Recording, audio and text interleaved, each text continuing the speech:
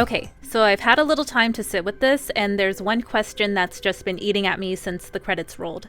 It's not about the monster, it's not about the maze. It's about Clark. Was that even Clark the whole time, like from the very start?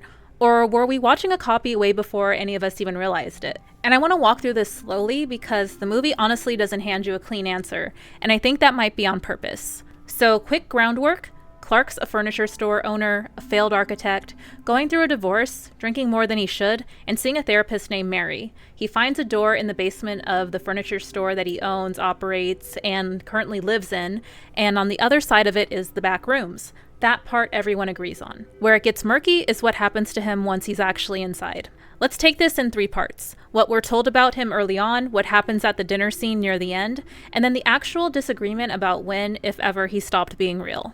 So for most of the movie, we're just watching a guy spiral. He's obsessed with this door he found. He keeps going back into the back rooms over and over again, even as it clearly costs him everything outside of it. His marriage, his business, his relationships, all of it slips away while he's down there chasing something he can't fully explain. And at this point in the film, there's nothing really telling you to doubt that this is him. He feels like a person falling apart, not a copy of one. That's kind of the whole emotional hook of the first stretch of the movie. You're watching someone lose themselves into obsession, and it reads as a tragedy in every human way possible. But here's the thing that I didn't clock until after, and it's the detail that makes the whole question worth asking in the first place. Somewhere in his wiki entry, Clark gets described flat out as the film's protagonist, quote, later revealed to be the false one. Which means somewhere in that spiral, the story is telling us this stopped being the real guy. The question is just when. So, quick recap before we get into this. Clark's deep in the back rooms at this point, and Mary's gone in after him. She finds him, and he's changed, shaped by however long he's been down there. And this is where I want to slow all the way down, because this scene is doing a lot of work. Mary ends up trapped at a dinner table, sitting across from Clark and a handful of still life. And she's forced into this tense role play of Clark's failed marriage. Like the Backrooms is making her act out a life that was never hers. And in the middle of that, this other thing shows up. A still life version of Clark, except grotesque, 10 feet tall, wearing a pirate suit. And it kills the Clark sitting at the table, right in front of her. So on its face, that reads like, okay, there's the real Clark and there's the monster that replaces him. Simple as that. Except, here's where the sources I found actually start pulling in 2 different directions, and I want to be honest that I don't think this gets fully resolved. One version of events treats the Clark at that dinner table as the original, the guy who found the door, who obsessed over the back rooms, who Mary's been trying to reach the whole movie.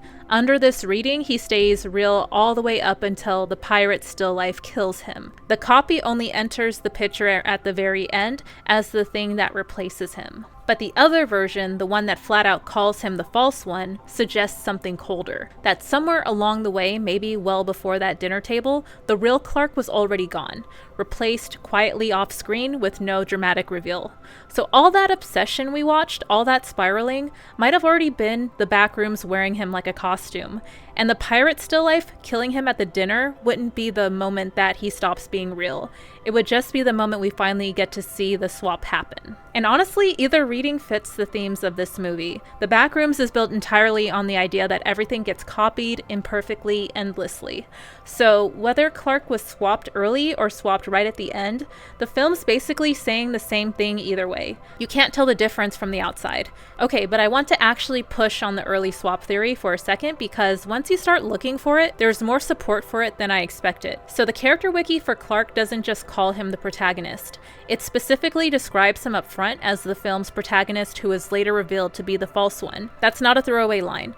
That's the framing the wiki chooses to open with, which tells you the production itself is treating this as the defining fact about him, not just as a last-minute twist. And then look at how he actually gets into the back rooms in the first place. The store's been having after-hour power outages for a while before anything else happens. Clark brings in a meter man to check it out, and the guy finds nothing wrong electrically, even though Clark insists the lights are flickering in a pattern that isn't random. Eventually, they find these switches in the breaker box that shouldn't be there. Now, during one of those outages, Clark goes down into the basement himself, turns the lights off, and notices a slit of light bleeding through the wall. He touches it, and that's the moment he phases straight through the wall into the back rooms. If you're looking for a moment where an original could get swapped for a copy, that's it right there. That's the first point of contact between Clark and whatever the back rooms actually is.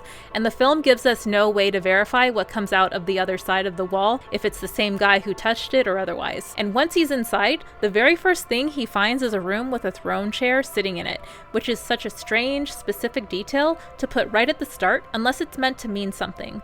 Like he's stepping into a seat that's already been prepared for him. Then he hears thuds coming from a crawl space and catches sight of something before the scene cuts.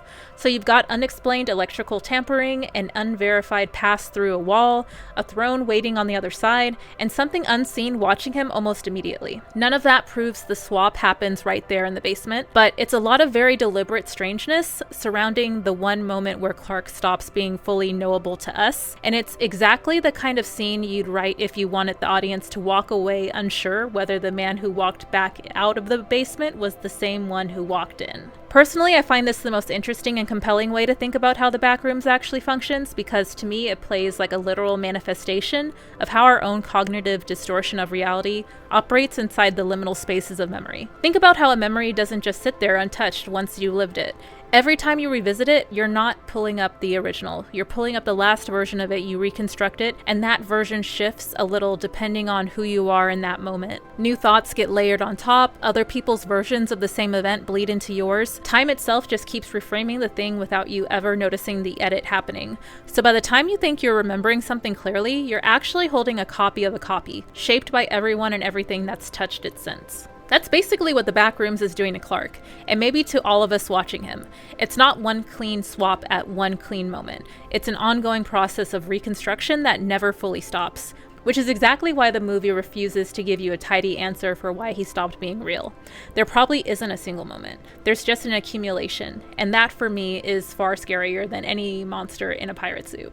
Yeah, I genuinely don't think that there's a clean answer here, and I've gone back and forth on it more than I expected to. Because if the swap happened early, that changes how you watch the first half of the movie completely. Suddenly that whole descent into obsession isn't really Clark's story anymore. It's the Backrooms performing Clark for an audience of one. And if the swap only happens at the dinner table, then everything before that really was him, right up until it wasn't. And that ending shot of Mary, the still life version of her sitting in that slightly wrong room, kind of forces the same question back onto her. If we can't say for sure when Clark stopped being Clark, we can't say for sure the Mary who walks out is fully her either. Anyway, that's genuinely the thing I can't shake. Was Clark the real Clark the whole time, or was he already gone before we even knew to ask? Curious what you all think? Let me know down in the comments, and I'll catch you on the next one. Take care.